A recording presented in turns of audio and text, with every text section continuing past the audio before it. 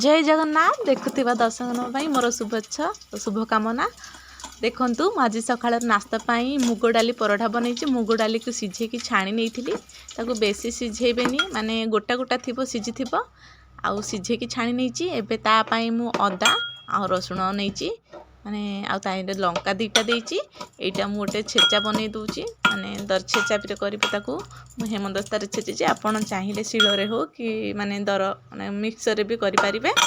तो देखंतु मुझे कला परे एबे कढ़ाई रे तेल नेली सोस तेल।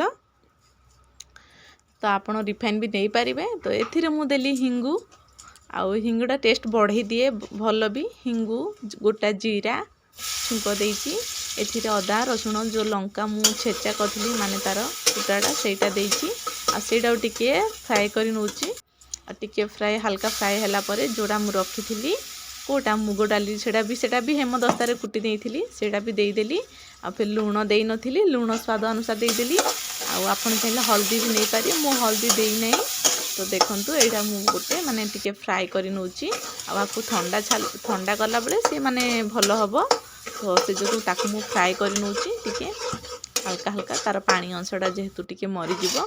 आ देखंतु मोर सुखी माने अटा भी मु दळी रखिची।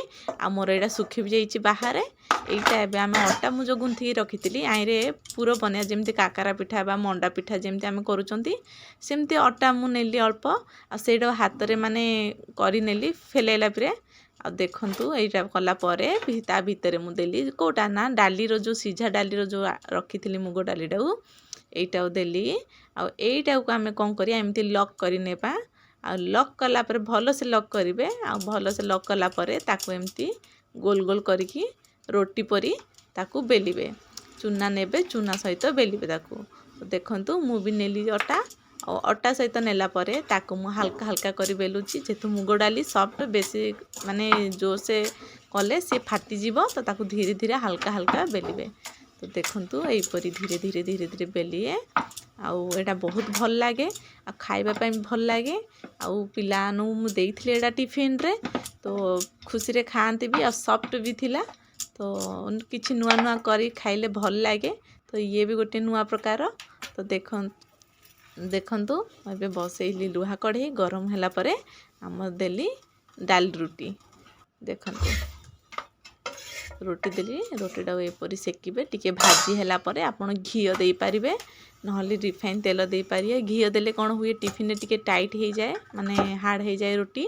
तो सेति पई मु रिफाइन ऑयल नेची आ अल्प टिके भाजी होला परे रोटी हमर मु एथिरे तेल देली। एबे हमर हे गला पराठा हमर होची डाली पराठा ये आ ना डाली जेतु दियाइची भितरे आ सहित किछि दरकार नहीं खाया पई। आपण चाहिले सॉस हो कि टमाटो चटनी हो नले कोनोसी भी चटनी सॉस नहीं पारिबे किंतु भल लागे। आ फटाफट भी हेइथिला डाली भी 10 मिनिट रे सिझेइथिला मुग डाली। आउ अटा भी एपटे गुंथि नेइथिली हमर फटाफट रेडी हेइथिला। ये भी आधा घंटा भीतर ही आराम से हेइथिला मोर।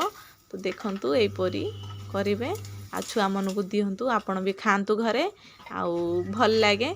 आउ जदी किछि भूल थाए क्षमा करिवे।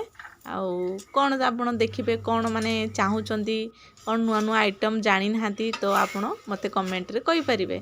तो देखंतु एई परी हमर हेबा देखंतु ब्राउन ब्राउन ही सुंदर ही आसिलानी केते सुंदर देखा जाउची। देखिया पई जो परी खाइले भी जानि परिबे करिकी। आउ देखंतु हे गलानी आउ देखो मोर रेडी सकाळर टिफिन। तो थैंक यू आपण मानको।